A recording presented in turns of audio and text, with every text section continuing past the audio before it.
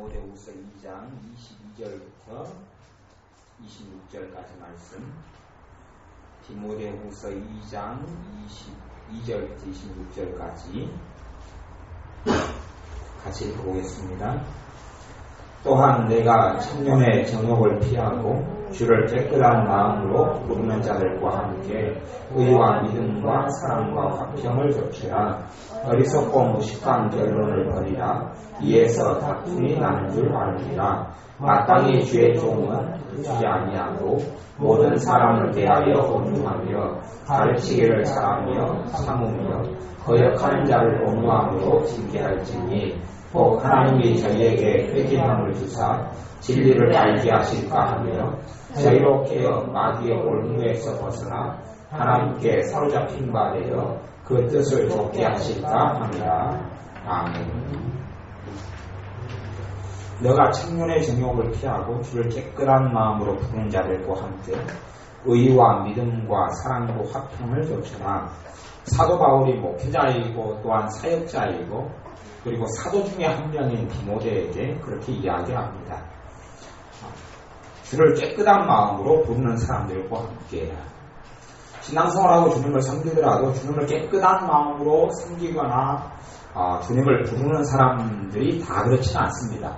드물게 사실은 그런 것을 봅니다. 예수를 믿는 사람 가운데 순전하고 깨끗한 마음으로 주님을 섬기고 주님을 부르고 구하는 사람들은 사실은 많지가 않습니다. 또 어떤 데는 많지만 적은 데도 훨씬 많습니다. 그런 사람들과 함께 의와 믿음과 사랑과 화평을 좇으라 그렇게 이야기하고요. 그 다음 23절에는 어리석고 무식한 변론을 버리라. 이 변론에서 다툼이 일어난다고 이야기하고요. 그 다음에 주의 종은 어때야 될 것을 이야기하면서 25절에 보면 거역하는 자를 온유함으로 징계할지니 혹 하나님이 저희에게 회개함을 주사 진리를 알게 하실까 하며 거역하는 자, 여기서 거역하는 자는 신자냐 불신자냐 하는 것을 먼저 정의를 내려야 합니다. 그래서 거역하는 자가 신자냐 불신자냐 하는 건데 이것은 신자겠습니까 불신자겠습니까? 그래서 신자죠. 상식적으로 알 수 있죠. 신자인 걸 알 수 있습니다. 왜냐하면 당연히 불신자에게 동네 아저씨에게나 안 믿는 사람에게 디모데가 목사님인데 가셔서 오늘 교회 나오십시오. 그러면 그 사람들 어찌 합니까? 백이 뭔데 그러시오? 그러는 거죠. 그걸 이야기하는 게 아니죠. 하나님을 믿는 디모데가 지금 목회하고 있는 교회 하나님의 자녀들이 거역하는 것. 그것도 디모데의 어떤 목회자의 뜻에 거역하는 것이 아니라 하나님의 뜻에 거역하는 것을 이야기합니다. 하나님의 뜻에 우상 숭배를 이제 안 하셔야 됩니다. 라고 해도 우상을 숭배하는 거예요. 또 잘못된 삶을 고치셔야 합니다. 라고 이야기해도 잘못된 삶을 안 고치는 거예요. 잘못된 삶이라는 것이 우리의 연약함 때문에 일어나는 이야기를 하는 건 아닙니다. 우리가 가령 상습적으로 근심을 한다 그러면 근심을 마십시오. 그래서 근심이 고쳐지지는 않잖아요. 그런 건 쉬운 게 아닙니다. 근심이 고쳐지려면 근심을 계속함으로 근심으로 역사하는 악한 마귀들을 회개하면서 쫓아내야 돼요. 왜냐하면 오래돼가지고 근심으로 역사하는 악한 마귀가 들어왔기 때문에 내 삶에 틈을 탔기 때문에 이것은 그냥 내가 근심을 안 해야 되겠다라고 마음 먹는다고 해결되거나 없어지지 않습니다. 그런 걸 이야기하는 게 아니고요. 고의적으로 어떤 거역하고 하나님 뜻에 불순종하고 악을 행하는 것을 멈춰라. 그런 것. 가령 내가 다른 사람 헐뜯고 다른 사람 욕을 한단 말입니다. 그러면 하나님의 자녀로서 다른 사람을 헐뜯지 마십시오. 이거 멈출 수 있어요? 없어요? 멈출 수 있죠? 그러죠. 그거 멈출 수 있는 거예요. 남을 내가 고의적으로 악담하고 헐뜯고 그냥 저 사람이 안 했다는 일을 했다고 거짓말을 불러씌우는 것은 내가 회개하면서 안 하게 멈출 수 있는 거예요. 안 하도록 멈추려고 하면 또한 하나님의 성령님께서 그 사람을 도와줍니다. 그런 걸 이야기하는 거예요. 그런 걸 하지 말아라. 왜 이간질하고 왜 헐뜯느냐 이야기할 때 그걸 거역한단 말입니다. 따르지 않아요. 나는 예수를 믿고 그리고 내가 그냥 마음대로 살다가 못된 짓 했으면 내가 회개하면 되지. 당신이 뭔데 나한테 간섭하여. 이런 사람을 이야기합니다. 그런 사람을 온유함으로 징계하라. 온유함으로 징계하라. 징계는 뭡니까? 그런 식으로 계속하면 예배에 참석하지 못합니다. 그런 걸 징계라고 이야기하고요. 징계할지니 혹 하나님이 저희에게 뭘 주사요? 회개함을 주사 진리를 알게 하실까 하며, 그것도 단어를 무슨 단어를 썼냐면 혹 그런 단어를 써. 혹. 그 말이 무슨 말이냐 하면 그들이 다시금 회개할 수 있을런지 없을런지는 모르겠다는 말이에요. 이런 거역하는 하나님의 자녀가 회개를 다시 해서 제대로 하나님께 회개해서 하나님이 기뻐하시는 삶을 살는지 그렇지 않을런지는 장담할 수 없다는 이야기예요. 그건 장담할 수 없어요. 왜냐하면 그 사람이 하나님과 1대1의 관계이기 때문에, 그렇기 때문에 결정론은 아니에요. 운명론도 아니에요. 그가 회개해서 하나님 뜻에 거하며 살아갈는지. 그렇게 이 거역하는 자들은 어디에 걸려있냐고 26절에 보면 저희로 깨어 마귀의 올무에서 벗어나. 그 사람들은 어디에 있는 거예요? 마귀의 올무 가운데 있는 거예요. 마귀의 올무 가운데 있기 때문에 이들은 깨어있지 못하고 영적으로 깨어있는 삶이 아니고 마귀의 올무 속에 있어요. 마귀의 올무 속에 있다니, 올무는 함정을 올감이 함정을 이야기합니다. 짐승이 산토끼가 함정에 빠지고 올가미에 건드리면 덫에 잡히면 죽습니다. 사슴도 노루도 그렇죠. 사슴 노루가 덫에 올가미에 잡히면 사슴 노루는 죽습니다. 그런 것처럼 마귀의 올무에 빠진 사람은 이건 잘못하면 그의 구원하는 믿음도 잃어버리고 영원히 멸망해버립니다. 영원히 멸망해버려요. 갈수록 강팍해져 버리고 예수를 떠나기는 아주 영한장도 쉽습니다. 어떤 사람들은 예수를 한번 영접하고 믿었다 그러면 영원히 구원받고 안 떠나간다고 착각하고 생각하는 사람도 있습니다만은 그것은 하나님 말씀을 첫째는 모르는 이런 속시요. 두 번째는 실제적으로 영적으로 신앙생활 가운데 일어나는 일이 뭔지를 모르기 때문에 그러는 겁니다. 전도대회 같은 데 보면 예수를 영접하고 믿는 사람들이 수십만 명이 생겨나도 그 가운데 실제로 교회 가운데 바른 신앙 안에 믿음 가운데 들어오는 사람 같은 경우는 극히 드문 것을 볼 수 있습니다. 수십만 명이 예수를 영접하고 믿었다 그래도 결과적으로 예수를 영접하여서 그 믿음의 열매를 나타내는 사람은 수십만 명 가운데 사실 몇만 명 안 될 때도 많이 있고요. 어떨 때는 1000명이 예수를 영접하고 1000명이 예수를 믿었는데 그 전도 대회 때 그런 일이 벌어져요. 기적을 통해 이적을 통해서 1000명이 예수를 믿고 만났는데 그 가운데 500명도 채 교회 가운데 남지 않는 경우는 아주 일반적인 이야기입니다. 분명히 예수님을 기적을 통한 이적을 통한 병고침을 통한 예수님을 만나고 경험했는데도 예수님을 떠나는 사람은 너무나 많습니다. 그렇기 때문에 한 번 그 사람이 예수님을 믿고 영접했다고 해서 그 믿음을 자기가 버려버릴 수가 있어요. 자기의 구주를 버려버릴 수가 있어요. 이런 것들은 정말 흔하게 일어나는 일입니다. 흔하게 일어나요. 그런 의미에서 26절에 저희로 깨어 마귀의 올무에서 벗어나 하나님께 사로잡힌 바에 그 뜻을 좇게 하실까 합니다. 마귀의 올무에서 벗어날 수 있을지 모르겠다. 마귀의 올무에서 벗어나는 건 하나님 뜻이죠. 신자라도 거역하는 사람들, 신자라도 성령의 역사를 거슬리고 가고 하나님의 뜻, 하나님의 말씀과 거슬리게 하는 사람들은 마귀의 올무 속에 있고요. 마귀의 올무 속에 있는 사람이 어떻게 하나님의 평강을 누립니까? 하나님의 평강이 내 삶 속에 없다 하면 나는 마귀의 올무 속에 들어간 거예요. 마귀의 올무 속에 들어갔는데 그것은 누가 집어넣는 것이 아니라 마귀의 올무는 스스로 들어가는 겁니다. 하나님을 거기에 밀어넣지도 않고 자기의 죄를 통하여 스스로 마귀의 올무 속에 들어가는 거예요. 그 사람 올무에서 벗어나는 길은 뭘 받는 길밖에 없습니까? 25절에 나오죠. 25절에 무엇이 있어야 합니까? 그렇죠. 회개함을 하나님이 주셔야 합니다.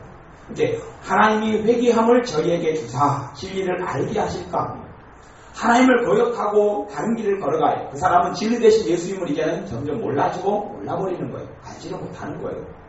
예수를 믿는 사람 가운데 이 회개함이 없는 사람들은 점점점 진리를 떠나는 사람들이고 나중에 그러면서 마귀 올무 가운데 잡혀서 그리고 그 이후에는 그 사람의 구원도 장담할 수 없는 사람들은 굉장히 많이 있습니다. 실제로 많아요. 그래도 감사하게도 교회 안에 머물고 있는 사람들은 또 이 완전히 진리와 구원의 주님을 잃어버린 경우가 좀 드문 것을 봅니다. 교회 안에 있는 사람들은 갈수록 요즘의 세상에는요, 사람들이 교회 안에 공동체 안에 믿음의 공동체 안에 머물기를 싫어하는 사람들이 갈수록 많아집니다.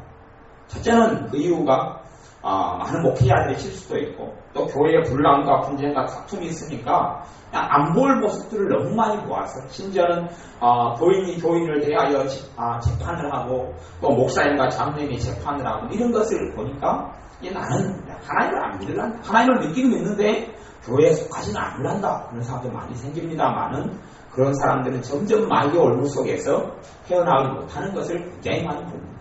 믿음은 혼자서는 지켜줄 수 있는 것이 아니거든요. 장작불도 하나만 놔두면 잘 탑니까? 금방 꺼지게 됩니다. 장작불이 나무가 하나가 있는데 불 붙여놔서 지가 하나가 탄다 그러면 그건 거기에다가 송진이나 기름을 묵여놓고 헝겊을 감싸고 뭐 어떻게 해야지 횃불처럼 혼자 잘 타지 그런 조건이 있지 않는 한은 나무깨비 하나는 오래가지 못합니다. 오래가지 못해요. 촛불 같은 경우도 하나가 잘 타는데 촛불은 하나이기 때문에 타는 게 아닙니다. 촛불은 초심지혜가 이 촛농이라는 것을 둘러싸이는데 이 기름기 성분이에요. 그것이 있기 때문에 타는 것이고 혼자 타는 게 아닙니다. 촛불. 그런 것처럼 장작은 혼자 타면 꺼지게 되는 겁니다. 필요한 것은 회개함을 주사 회개함이 필요합니다. 그래서 오늘 말씀의 주제가 회개라는 거예요. 회개는 크게 나누면 한 세 가지 종류의 회개가 있습니다. 다 회개인데 회개를 크게 나누면 분류하자면 구분하자면 세 가지 정도의 회개가 있어요. 첫 번째 회개는 성령님이 시켜주시는 회개가 있습니다. 성령님이 이끌고 가시는 회개. 성령님이 이끌고 가시는 회개가 있어요. 이 회개는 사람마다 평생에 한 번 있을 수도 있고 없을 수도 있습니다. 성령님이 주권적으로 이끌고 가시는 회개가 있어요. 성령님이 주권적으로 이끌고 가시는 회개.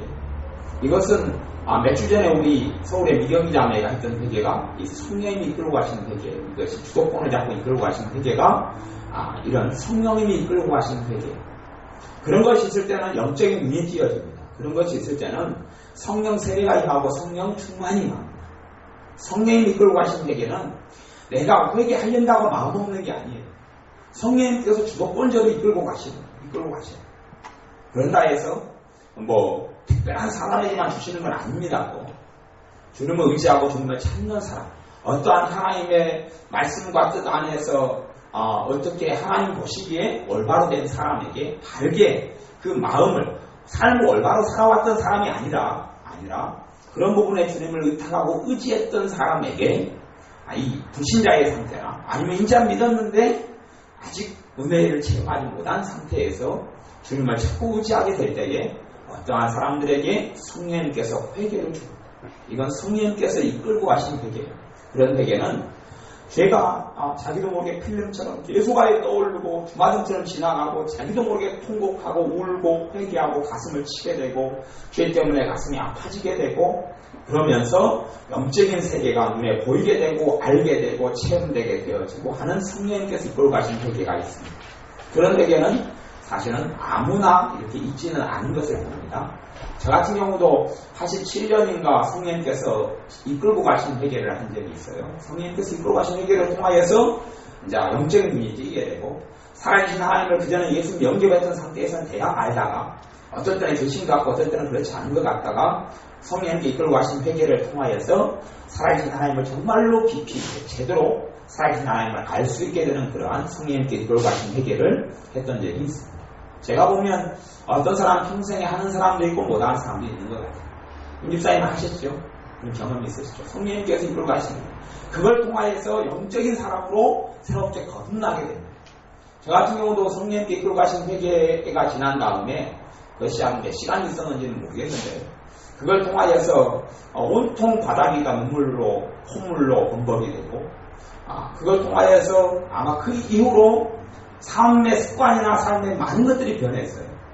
그것이 한 7, 80% 정도 변했다고 이렇게 이야기하는데 옆에 사람이 그러니까 그 정도 변화가 일어난다고 모든 죄가 다 당연히 끊어지지는 않습니다. 모든 게 정리되지는 않아요. 근데 변화되어져요. 참다운 주님께서 내 삶에 주님 되시는 일이 그 성령님께 이끌고 가신 회개를 통하여 일어납니다. 그때부터 영적인 세계에서 살아가게 되는 일이 있습니다. 성령님께서 이끌고 가신 회개가 하나가 있어요. 다음 두 번째 회개는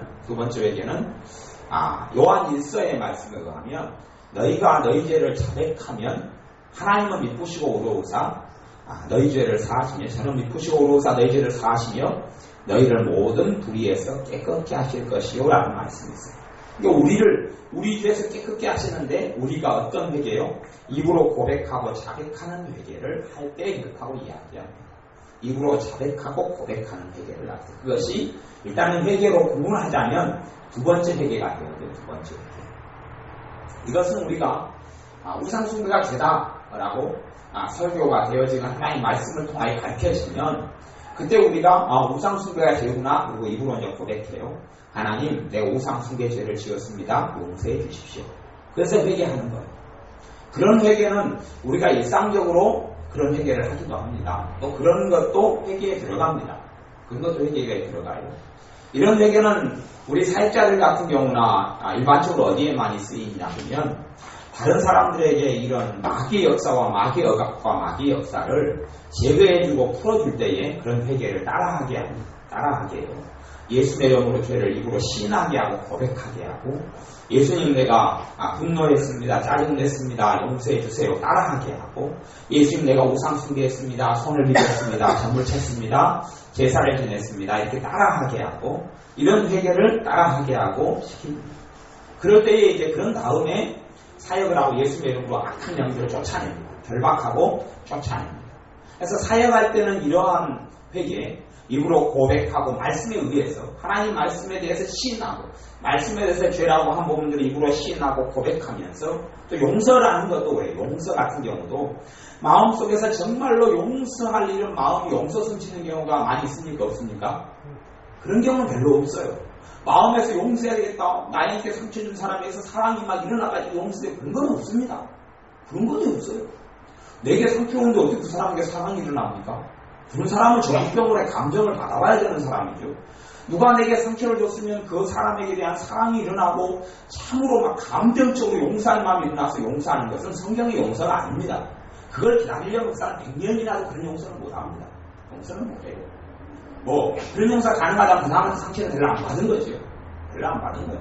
아니면 자기 남편이나 아내거나 사랑할 대상이기 때문에 두 가지 마음이 공존하니까 그런 마음이 있어서 그런 감정이 있어서 용서가 가능한 거죠. 성경에서 주님께서 우리에게 요구하신 용서는 뭐예요? 믿음으로 하는 용서를 이야기합니다. 마음에는 원한이 있고 마음에는 아픔이 있고 마음에는 눈물이 있어도 그 용서라는 것은 믿음으로 내가 하는 거예요. 믿음으로 내가 하나님께 하는 것이 용서예요. 한 번만 더 돌아다니면 가만 안 둔다 아니? 마음으로 하는 것이 용서예요. 믿음으로 하는 거예요. 이 마음에서 감정에서 이렇게 솟아나가지고 하는 용서가 아니에요. 내가 마음에서 사랑하는 마음으로 정말 용서하고 싶은 마음으로 솟아나가지고 하는 것이 아니에요. 그런 건 용서예요. 하나님 말씀에 용서하라 그랬기 때문에 하는 게 용서예요. 용서하라 그랬기 때문에 내가 믿음으로 고백하는 거예요. 고백할 때 그 다음에 마음에서 용서가 되도록 누가 도와주세요? 성령님이 도와주는 거예요. 그러지 사랑하는 마음 주세요. 용서할 수 있도록 도와주세요.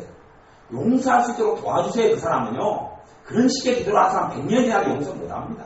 용서는 하나님 말씀에 근거해서 믿음으로 하는 것이지 자기 입으로 용서합니다라고 말을 해야 되는 것이지 용서할 수 있도록 도와주세요. 그런 사람은 하나님 말씀도 모르는 사람이고 하나님 용서를 통한 축복도 받지 못합니다. 그렇게 하면 첫날 만날 가도 용서가 되지 않습니다. 용서하도록 도와주세요가 아니라 정말 용서하도록 도와주세요는 그런 사람은 그런 기도 할 수 있어요. 그 사람이 내 강도에 우리 집 가서 강도에 내가 좀 해쳤어요. 그러면 입이 떠지지도 않아요. 입이 너무 용서와 증오심이 강하니까 입이 움직이지도 않아요.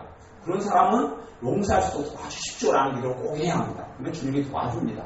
근데 내 입을 벌려가지고 예수 이름으로 내가 그 사람을 용서합니다라고 말할 수 있는 사람은 용서할 수 있도록 도와주십시오라는 기도를 하면 안 됩니다. 예수 이름으로 내가 용서합니다. 예수 이름으로 내가 축복합니다. 근데 어떨 때는 예수 이름으로 우리가 귀신이 강하게 역사하는 사람을 데려다가요. 예수 이름으로 그 사람 용서하라고 시킵니다. 왜요? 용서하지 않는 죄 가장 극악한 죄 중에 속해요. 용서하지 않는 왜? 예수님께서 내 죄를 용서하러 오셨잖아요. 근데 내가 사람 죄를 용서하지 않아요. 근데 하나님도 너희 죄를 용서하지 않는다고 그랬어요. 용서하지 않는 게 가장 극악하고 악독한 죄이기 때문에 그건 살인죄거든요. 용서하지 않는다는 이야기는 뭐가 있어요? 안에가 미움과 증오가 있다는 이야기. 그 죄가 가장 악독한 죄 중에 하나이기 때문에 누가 그 사람을 사로잡냐 그러면 마귀가 사로잡아요. 그 사람을 마귀가 가장 강하게 공격해서 마귀 올무 속에 들어가게 만들어요. 용서하지 않는 사람이 많으면 맞았어요. 이게 굉장히 강하니까 어떤 사람의 귀신을 쫓아내려고 보니까 쫓아내려면 뭘 먼저 처리해야 합니까? 죄를 처리해야 되고 죄 중에서 용서하는 죄부터 먼저 처리해야 합니다. 입으로 먼저 신하게 하면 귀신 힘으로 쫓아내봐 능력으로 쫓아낼 필요가 없습니다. 그렇게 해봐야 사역자도 괴롭고 귀신 쫓겨나가는 사람도 갔다가 더 악한 귀신 일곱을 데리고 옵니다. 그러니 우리가 사역할 때 되면 꼭 회개부터 시킵니다. 용서부터 시키고 회개부터 시키는 이유가 그렇습니다. 하나님의 능력으로 쫓아내봐야 하나님도 안 이빨 뿐더러 쫓아내도 더 형편이 처음 형편보다 나중 형편이 더 심하게 변하거든요. 그러니 아무 필요가 없는 거예요. 아무 필요가 없어요. 그런 사역은 필요가 없어요. 그래서 용서를 하도록 시킵니다. 예수님의 이름으로 용서하라고 합니다. 강하게 사로잡힌 사람은요, 용서 예수님의 이름으로 입이 열려지지가 마귀 입을 잡아버려요. 입이 말이 안 돼요. 말이 용자가 안 나와요. 하다가 발버둥치고 맙니다. 그럴 때 예수님의 이름으로 마귀가 결박하고 다시금 마음으로부터 회개를 또 때문에 정확히 안 되면 마음으로라도 회개를 시킵니다. 그리고 이제 입으로 고백하게 합니다. 입으로 고백하게 하면 겨우겨우 또 예수님의 이름으로 마귀를 쫓아내 그 부분을 못하도록 막지 못하도록 이 결박을 시키고 나면 그 다음에 이제 떠듬떠듬 예수님의 이름으로 용서합니다 말이 딱 나오면서 마귀 결박이 풀려지기 시작합니다. 그것이 입으로 고백하고 시인하는 회개예요. 그것도 그렇기 때문에 회개예요. 입으로 고백하고 시인만 해도 귀신들의 역사가 쫓겨나갑니다. 그것이 이제 두 번째 회개고요. 그 다음에 세 번째 회개는 마음으로 하는 회개가 있어요. 마음으로 하는 회개. 세 번째 회개는 마음으로 하는 회개예요. 사람들이 뭘 잘 모를 때는요, 뭘 모르냐 하면 우상숭배죄를 우리가 회개하라고 그러잖아요. 우상숭배를 가리는 10년간 우상숭배를 했던 사람하고 1년 동안 우상숭배를 했던 제사를 1년 지냈던 사람하고 10년 지냈던 사람 바뀌었어요? 다르겠어요? 다르죠. 이게 달라요. 그러면 1년간 제사를 했던 사람과 10년간 제사를 했던 사람은 마귀의 역사가 틀려요. 마귀가 공격하고 억압하고 고통을 주고 절망을 주고 질병으로 역사하는 정도가 틀려요. 저주로 역사하는 정도가 틀립니다. 1년짜리 우상숭배한 사람, 제사 지낸 사람과 10년짜리 한 사람하고 또 제사를 한꺼번에 했을 때 1년에 10개 한 사람하고 1년에 1개 한 사람은 수준이 틀립니다. 수준이 틀려요. 근데 똑같이 입으로 예수님 내가 제사 지냈습니다. 이제를 회개합니다. 예수님의 이름으로 기도합니다. 아멘. 그것은 처리가 되겠습니까? 안 되겠습니까? 그래야 안 됩니다. 유감스럽 때도 그래가지고 안 됩니다. 단지 그렇게 했을 때 기본적으로 우상이 역사하는 악한 영의 역사를 어느 정도 제압하고 약간은 정리할 수 있어요. 좀 숨을 틀 정도까지나 아니면 그 마귀의 강한 우상숭배를 통하여 불면증이 왔어요. 정신적으로, 감정적으로, 신체적으로 이놈들이 이제 공격을 하는데 불면증이 와서 잠을 못 자겠다는 거예요. 근데 입으로라도 그런 사람은 마귀 역사가 굉장히 심한 사람은 믿음이 깊어요? 안 깊어요? 믿음이 깊을 수가 없어요. 하나님의 말씀을 알아들을 수도 없어요. 하나님의 말씀을 들어도 마음속에 말씀이 들어가지가 마음속에 말씀이 들어가지 않고 겉돌아요. 들어도 맨날 헛소리하고 들어도 똑같은 소리하고 말씀이 하나님의 말씀이 깊이 들어가지 않아요. 죄가요, 회개가 많이 된 사람은 말씀이 마음속에 들어옵니다. 꽂혀서 내게 자유를 주고 기쁨을 주고 내게 생명을 줘요. 근데 죄가 회개가 제대로 안 된 사람은 말씀이 돌짝밥 같은 상태죠. 말씀이 마음속에 깊이 안 들어가요.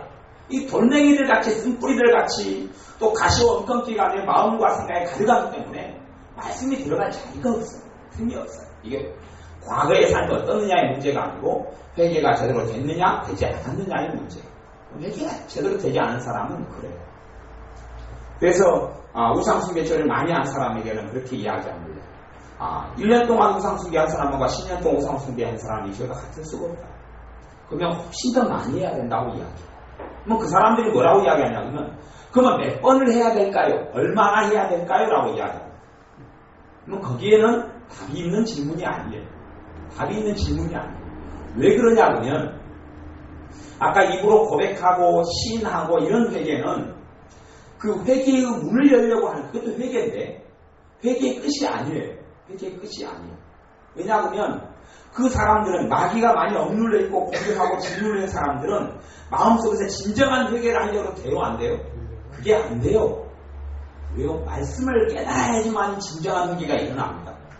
말씀을 통해서만 진정한 회개가 가능해요. 다 진정한 회개에 속하는데 회개로 이야기하자면 아주 약한 회개고 가벼운 회개에 불과해요. 그걸 통하여 완전한 더러운 악한 영들의 역사와 죄가 떠나가는 일이 벌어지진 않아요. 단지 사역자가 사역을 할 때에 입으로 고백하고 시인하라는 것이지 그 정도 가지고는 정말 회개를 다 했다고 할 수가 없어요. 회개는 깊이가 다 틀려요. 깊이가 틀려요. 땅을 팔 때도 깊이가 틀리죠. 깊이가 틀려요. 또 낚시질을 할 때도 각 물 근처에서 있는 물고기하고 깊은 물에 있는 물고기가 크기가 틀려요. 크기가 틀려요. 이 얕은 물에 있는 물고기는 쬐깐한 피라미드만 있고 깊은 물 속에는 아주 큰 물고기가 있는 것처럼 우리가 하나님 말씀을 우리는 열심히 입으로 반복해서 죄의 목록을 적어놓고 회개를 할 수 있어요. 하지만 입으로 반복적으로 죄를 적어놓고 맨날 똑같은 걸로 회개합니다. 잘못했습니다. 하루 종일 한다 할지라도 회개가 되지는 않아요. 회개가 되는 건 아니에요. 왜 그런 줄 압니까? 성경에서 이야기하는 우리에게 전반적으로 요구하는 회개는 세 번째 회개예요. 어디에 사는 회개예요? 마음에서 깨달아 사는 회개예요. 마음에서 깨달아는 입으로 주문처럼 반복하는 것은 그건 처음에 도움이 돼요. 사역하고 마귀 역사를 정리하고 마귀가 많이 짓눌리고 마음이 많이 상해 있는 사람들은 이 마음의 회개가 되지를 않아요. 되지를 않기 때문에 그 마귀 역사를 좀 제압을 하고 쫓아내주고 결박을 해줘야지만이 깊이 있는 회개가 가능해요. 첫째는 그것도 그냥 깊이 있는 회개는 절대 가능하지 않습니다. 깊이 있는 회개는 어떻게 가능하느냐? 하나님 말씀을 알고 깨닫지 않는 한은 회개가 가능하지 않아요. 회개는 뭘 통해서만 옵니까? 하나님 말씀을 통해서만 옵니다. 하나님의 뜻이 정확하게 내가 깨달아져야만이 그것만큼 회개가 가능합니다. 그러니 하루에 1년 365일을 회개합니다 하고 앉아있어도 사실은 말씀을 깊이 깨달은 사람이 하루 동안 회개한 거에 따라가지를 못합니다. 이해를 잘 하셔야 됩니다. 그런 면에서 성경에서는 너희가 옷을 찢지 말고 마음을 찢어라라고 이야기해요. 옷을 찢지 말고 마음을 찢어라. 너희가 울고 통곡하라. 회개하라라고 이야기하는 거예요. 말씀에서 제가 말씀을 많이 찾아놨는데 일단 야고보서 5장을 찾아보겠습니다. 디모데후서 좀 뒤에 히브리서가 있고 그 다음 야고보서 5장이 있는데요. 5장 1절부터 같이 읽어보겠습니다. 야고보서 5장 1절부터 5절까지 말씀. 야고보서 5장 1절부터 5절까지 말씀 같이 읽어보겠습니다. 들으라 부한 자들아 너희에게 임할 고생을 인하여 울고 통곡하라. 너희의 재물은 썩었고 너희 옷은 좀 먹었으며 너희 금과 은은 녹이 쓸었으니 이 녹이 너희에게 증거가 되며 불같이 너희 살을 먹으리라. 너희가 말세에 재물을 쌓았도다. 보라 너희 밭에 추수한 폭군에게 주지 아니한 쌀이 소리 지르며 추수한 자의 우는 소리가 만군의 주의 귀에 들렸느니라. 너희가 땅에서 사치하고 연락하여 도살의 날에 너희 마음을 살찌게 하였도다. 아멘. 들으라 부한 자들아 너희에게 임할 고생을 인하여 울고 통곡하라. 여기서 부한 자들은요 야고보서 말씀의 대상은 신자예요. 신자 믿는 사람이에요.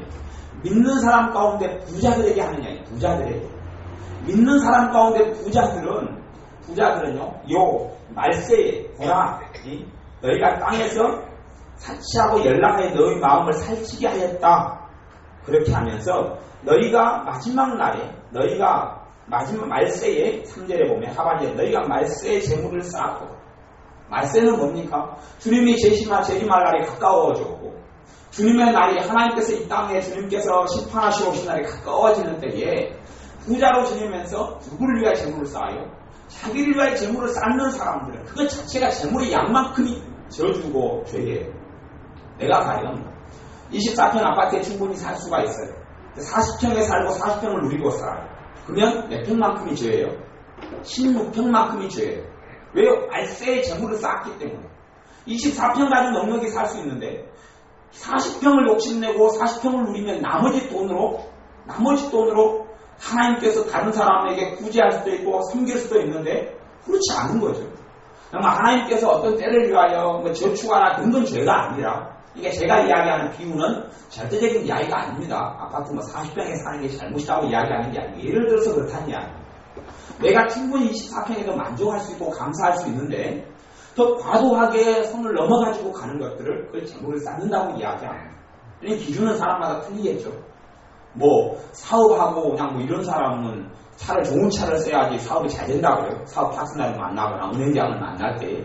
그러니 그런 사람은 에코스 5천만 원짜리 타고 다니는 것은 큰 문제가 없을 거라고 저는 생각합니다만 그냥 평범하게 지내고 월급 100만 원, 150만 원 받는 사람이 에코스를 타고 다닌다고 그건 뭐예요? 정말 어리석은 거예요. 그런 사람은 이게 정말 하나님께서 할 말도 없는 사람이에요. 그런 것처럼 들으라 부한자들아 너희에게 이 말 고생을 인하여 울고 통곡하라. 신자들 가운데 부한 자들에게 뭐가 임한다고요? 고생이 임한다고. 고생이 임한다고. 울고 통곡하라. 그러면서 울고 통곡한다는 것은 회개하라는 이야기예요. 회개하라. 회개할 이유들을 가르쳐줘요. 그 다음 2절부터는 왜 너희가 부자들이 말세에 재물을 쌓는 것이 왜 죄가 되는지를 가르쳐줘요. 그런데 이 야고보서 5장 1절부터 5절 6절까지를 말씀을 통하여 깨닫는 것만큼 이 부자들은 회개가 돼요. 부자로 사는 것, 말세에 재물을 사는 것 죄다. 예수님 잘못했습니다. 내가 말세에 재물을 쌓았습니다. 용서해 주세요. 예수님 이름으로 기도합니다. 아멘. 그렇게 해서 그 부자들 가운데에 죄가 많아져서 막에 역사하고 질병이 나타나고 이 불면증이 나타나고 우울증이 나타나고 암이 들어오고 그런 그 신역사가 주었을 때 그걸 조금 물리쳐 줄 수는 있어요. 그런 식의 고백을 통하여. 그것도 회개니까. 하지만 진실한 회개는 왜 말세에 재물을 쌓고 왜 부자로 살아가서 내가 내 누릴 걸 다 누리고 더 넘어서서 옷이 가령 10번만 있으면 되는데 50월 100벌을 사고 옷을 2만원 5만원짜리를 사면 되는데 70만원 100만원짜리 옷을 사 입고 이러는 것이죠. 그런 것이 왜 극악하고 하나님께 죄가 되는지를 말씀을 통하여 깨닫는 것만큼 회개가 되는 거예요. 반복적으로 그대로 회개한다고 회개가 되는 게 아니라 참다운 회개는 그 사람이 믿음에서 성장한 것만큼밖에 회개가 안 돼요. 하나 성장한다는 이야기는 성장은 믿음 성장인데 믿음 성장은 뭐로만 가능합니까? 하나님 말씀으로만 가능해요. 교회를 50년 다녀도 하나님 말씀이 마음속에 없는 사람은 믿음이 절대 큰 사람이 아니에요. 깐난 얘기, 깐난 얘기. 왜요? 믿음은 들으면서 나면 들음은 어디에서 난다고요? 하나님 말씀으로 말미암는 거예요. 신앙생활을 1000년을 해도 하나님 말씀이 공부를 얼마나 많이 했냐 적겠느냐고 아무 상관없어요. 대학교에서 성경을 가르칩니까? 대학교에서 하나님 말씀을 가르칩니까? 중학교, 초등학교에서 하나님 말씀을 가르칩니까? 그렇게 되진 않아요. 그렇게 되진 않아요. 그런다고 성경을 100독을 하면 믿음이 좋아집니까? 그것도 아니에요. 성경을 500독 하는 목사님도 이상한 사람은 깔렸어요. 성경을 많이 읽는다고 되는 것도 아니에요. 왜냐하면 자기 교정관념과 특성이 강하면 강할수록 성경을 읽으면서 점점 악하고 독선적인 생각들이 많이 강화가 되기 때문에 그래요. 하나님 말씀은 정확하게 해설된 하나님 말씀, 강론된 말씀을 통하여 하나님 말씀을 통하여 믿음이 자라가고 성장해가고 하나님 말씀이 없는 사람들은 회개를 감추는 그렇게 열 수 있어요. 회개의 문은 말씀 그대로 이것이 죄다라고 이야기하면 마음속 동의가 되는 부분, 정말 죄라고 생각되는 부분에 입으로 신하고 고백할 수 있어요. 근데 그것이 회개의 끝이 아닌 거예요. 그게 끝이 아닌 거예요. 이제 잘못된 회개를 가르치는 사람들은 그것도 회개긴 회개지만 사실은 그것이 회개가 다 이루어진 건 아니에요. 단지 사역을 위해서, 귀신을 쫓아내고 결박하기 위해서, 또 병의 치유를 위해서 그 정도까지는 그것이 어느 정도 도움이 됩니다만은 하나님께서 성경에서 우리에게 원하시는 회개는 그게 아니에요. 어디에서 하는 회개예요? 마음에서 깨닫고 하는 회개가, 그래서 이 세 번째 회개가 전반적으로 성경 66권 하나님께서 우리에게 하라는 회개예요. 마음에서 깨달으려면 누가 깨닫게 해주셔야 합니까? 성령께서 깨닫게 해주셔야 해요. 성령께서는 뭘 통해 깨닫게 하시냐면 말씀을 통해서 깨닫게 하셔요. 안 그러면 모든 믿는 사람들에게는 다 성령께서 임하여 있죠. 모든 믿는 사람에게 죄를 성령께서 다 깨닫게 하셔서 다 회개가 일어났어야 되죠. 근데 그렇지 않은 이유는 그거예요. 그들이 하나님의 말씀을 사모하고 말씀을 갈급해 하고 말씀을 받아들이지 않는 한은 믿음의 성장이 일어나지도 않을 뿐더러 참다운 회개가 말씀을 통하여 하나님 말씀은 하나님 뜻이에요. 하나님 뜻이 내게 비추어져 올 때, 내가 어둠 속에만 살 때는요, 어두운지 몰라요. 여러분들이 예전에 시골에서는 30년, 40년 전에 시골에서는 항상 어두웠잖아요. 항상 어두워요. 어두우니까 어쩌다 가로등 하나 켜져 있고 후레쉬 하나 켜져 있고 초롱불 하나 있고 이래도 밝은 거예요, 어두운 거예요, 밤에요? 그것도 밝은 거죠. 밝은 거예요. 근데 지금같이 밤에 환하고 가로등이 켜져 있고 또 이렇게 대낮같이 이렇게 밝은 데서 밤에도 거하고 있다 보니까 밝은 것이 뭔지 여러분이 알게 되셨어요. 요즘에 시골에 가면 요즘에 시골은 완전 정막강산입니다. 요즘에 시골에 가면 사람이 안 살기 때문에요. 옛날 마을에는 그래도 가로등 색색이었는데 요즘엔 가로등도 안 켜집니다. 마을에 변두리로 들어가면 시골 마을로 가면요. 어쩌다가 집안에 얇은 작은 전등 안 켜져 있고요. 무서울 정도예요. 무서울 정도.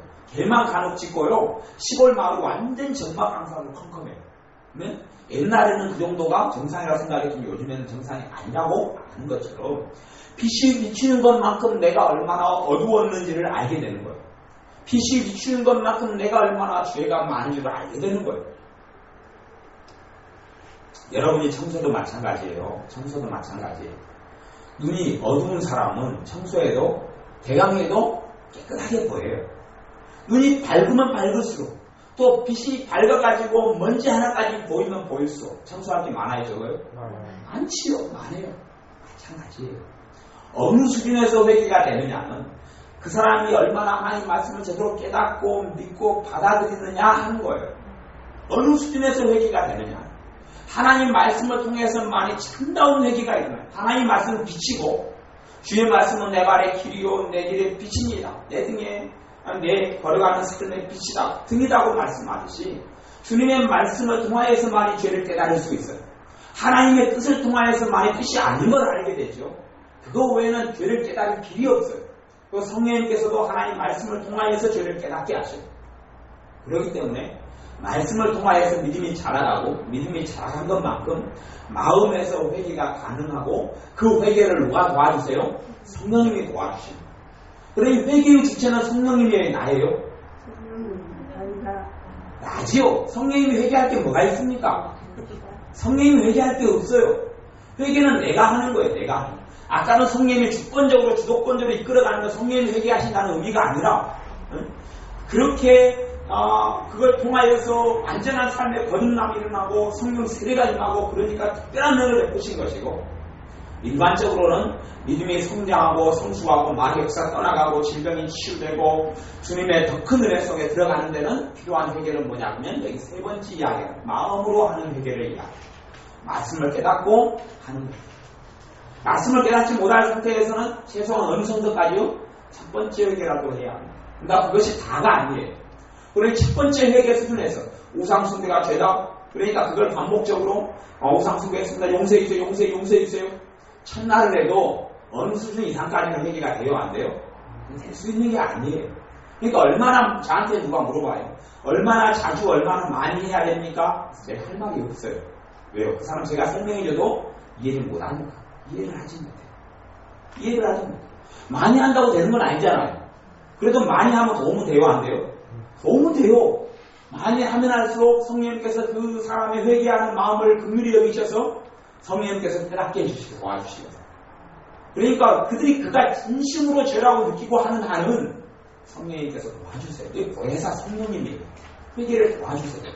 근데 그 사람이 단지 횟수를 채우려 하거나 얼마나 많이 얼마나 자주 해야지 자기가 건강을 누릴 수 있다거나 하나님 앞에서 회개하는 게 중요하지 않고 단지 회개를 수단화시키고 도구화시켜서 주문처럼 여러 번 외워서 빨리 건강해져야지 빨리 마귀의 역사에서 자유로워져야지 빨리 기뻐져야지라고 한다면 그건 진정한 회개가 아니에요. 그건 진정한 회개가 아니기 때문에 그걸 반복적으로 많이 한다고 도움이 되는 건 아니에요.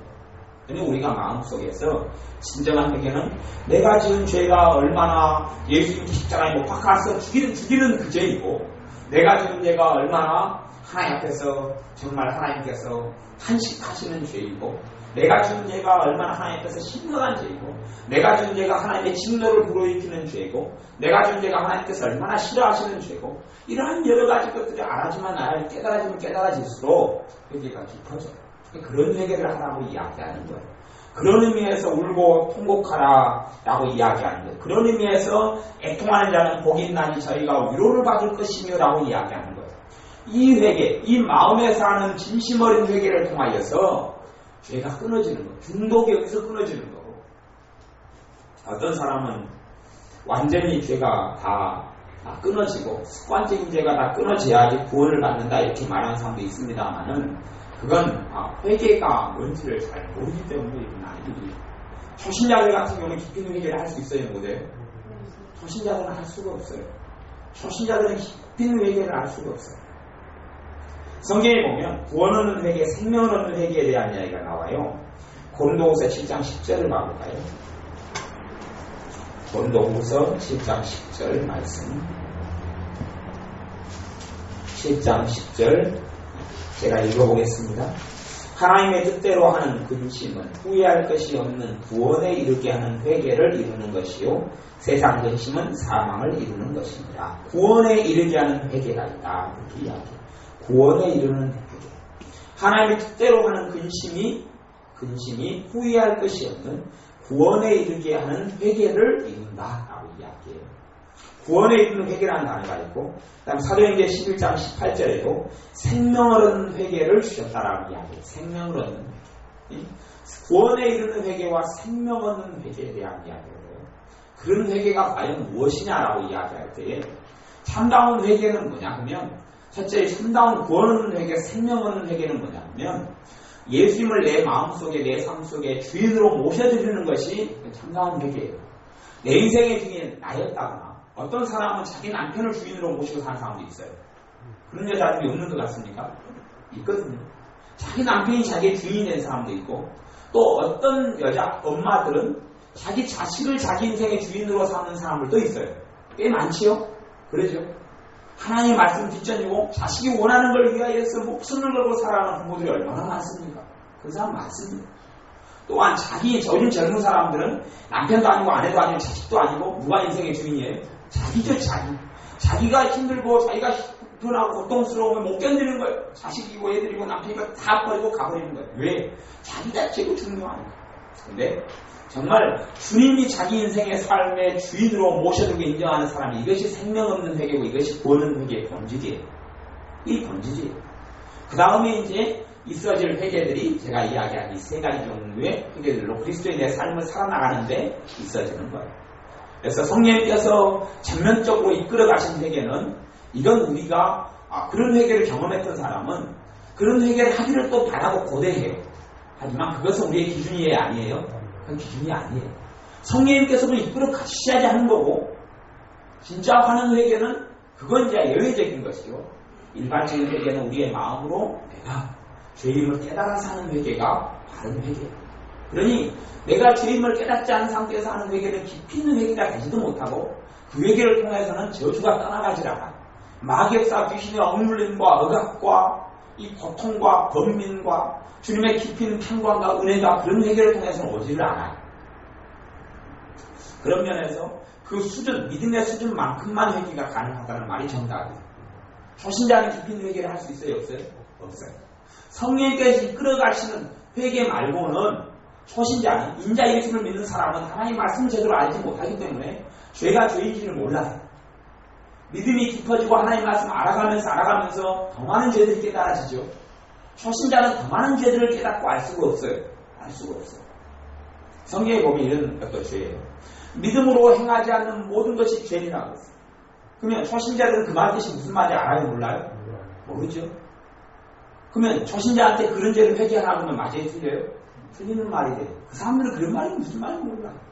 그런다고 제가 믿음으로 행하지 않는 모든 것이 죄니라고 말을 설명한다고 해도 여러분 가운데 다 알아먹는 사람도 드물어요. 유감스럽게. 여러분이 믿음이 성장하시면 나중에 그 죄 가지고도 많이 회개하셔야 돼요.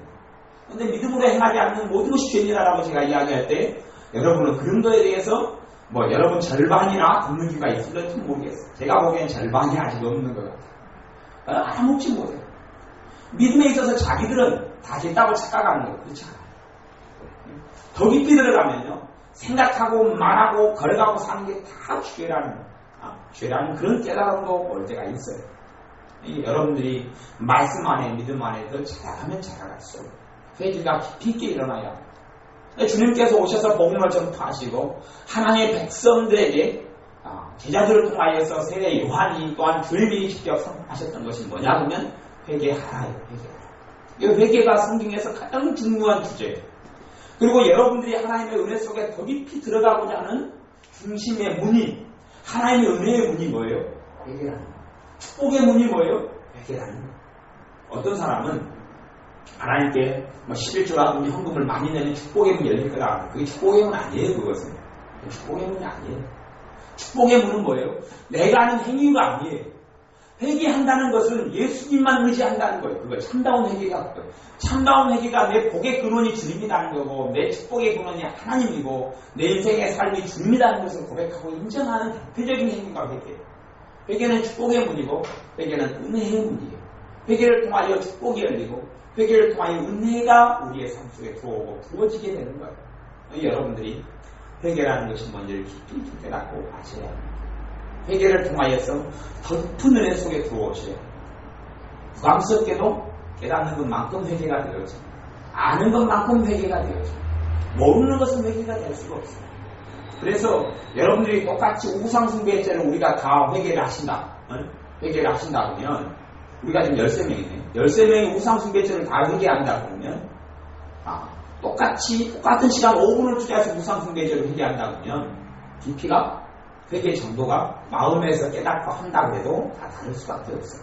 믿음의 수준과 하나님 말씀을 제대로 아는 수준에 따라 다를 수밖에 없어요. 그러면 그런 면에서는 어느 때는 내 믿음의 수준에서 우상숭배죄가 다 회개가 돼 있어요. 그렇게 돼 있어요. 내가 아는 수준에서. 그러면 내가 믿음이 더 깊어지고 하나님 말씀 더 깊이 알았어요. 똑같은 죄로 회개하더라도 더 깊은 믿음의 수준이 되어지면 더 깊게 하나님 말씀을 알면 다시 우상숭배죄를 회개해야 돼요? 안 해야 돼요? 다시 해야 돼요. 다시 해야 돼요. 거기에서 더 깊어지면 믿음이 더 성장해지면 하나님 말씀에서 우상숭배가 먼저 더 보이지 않아요. 나중에는 탐심은 우상숭배예요. 이런 깊이 있는 말씀들을 알게 되어져. 알게 되어지면서 회개가 다시 달라지게 되는 거예요. 달라지게 돼요. 그러니 언제 회개를 언제까지 해가지고 얼마나 해서 우상숭배죄가 회개됩니까? 라고 제가 저한테 물어보면 저는 그 사람 신앙 수준만큼만 회개를 하시면 돼요. 그 사람 신앙 수준만큼만. 그 사람 신앙 수준이 어느 정도 측정이 됩니까? 안 됩니까? 지금 측정이 안 되는 거예요. 그건 눈에 보이는 게 아니기 때문에. 그들이 열심히 그 사람 수준에서 했으면 성령님께서 꿈을 통해서든지 됐다 하는 신호가 와요. 그러면 그거 멈추고 그러면 이제 평생 안 해도 되느냐? 그건 아니거든요. 그럼 용서도 제가 그래서 과정이다 그랬어요. 그럼 용서도 어느 수준과 용서가 가능해져요? 내 믿음의 수준에서밖에 용서가 가능 안 해져요. 내 믿음의 수준에서밖에. 그러면 용서가 이제 다 끝났다? 아니요. 믿음이 더 깊어져요. 더 깊어지고 하나님의 말씀을 더 깊이 알게 되면 또 회개가 틀려지는 거예요. 그러니 여러분들이 참으로 하셔야 될 회개는 하나님 말씀을 마음으로 깨닫게 해달라. 성령님께서 말씀을 깨닫게 해달라. 그리고 깨닫는 말씀을 기준으로 해서 회개하는 삶이 우리의 삶 가운데 습관적으로 또 습관적인 말로 회개가 하는 게 아니고 습관으로 내 삶 속에서 회개가 1번으로 있어져야 됩니다. 여러분이 화장을 하신 여자분들은 주무시기 전에 세수합니까? 안 합니까? 맨 얼굴은 절대 안 주무시죠. 근데 하루 내내 회개기도 한 번 안 하고 주무시는 사람은 많지요. 이건 더 골치 아픈 문제예요. 맨 얼굴로 그냥 화장한 얼굴로 자서 얼굴이 망가지는 것보다 더 문제는 뭐냐면 회개하지 않고 하루를 보내는 것이 더 문제예요. 더 문제예요. 밖에 외출하고 하루 잠자기 전에 손발을 씻고 안 자는 사람은 거의 없을 거예요. 그거 안 하는 것보다 더 중요한 것은 회개 안 하고 이렇게 그냥 자는 것이 더 큰 문제예요. 하루 중에도 알게 모르게 우리의 삶 가운데 마음이 상하고 다치고 내 마음속으로 오해하고 곡해하고 입으로 짓고 생각으로 지은 죄가 얼마나 많은지 몰라요. 그리고 우리의 삶이 하나님의 말씀을 통하여 더 깊은 회개 속으로 들어오셔서 회개를 통하여 하나님의 축복의 문이 열리고 은혜의 문이 열리기를 바랍니다. 기도하겠습니다. 아버지 하나님, 세 가지 회개의 구분에 대해서 말씀을 나누었고 또한 때때로 우리가 사람을 돕고 섬길 때는 입으로 고백하고 신앙 회개를 통하여 돕고 섬기지만 우리에게 진정한 회개는 마음으로 죄를 깨달아 사는 회개인 것을 말씀을 나누어 싸우니 말씀을 통하여 우리에게 죄를 깨닫게 하여 주옵소서. 날마다 말씀을 통하여서만 죄를 깨닫고 알고 성령님께서 이를 통하여 회개케 도와주시오니 더 깊은 회개를 통하여 우리의 삶에 자유가 있게 하시고 기쁨이 있게 하시고 감사가 있게 하여 주옵소서. 예수님의 이름으로 기도하옵나이다. 아멘. 기도하겠습니다.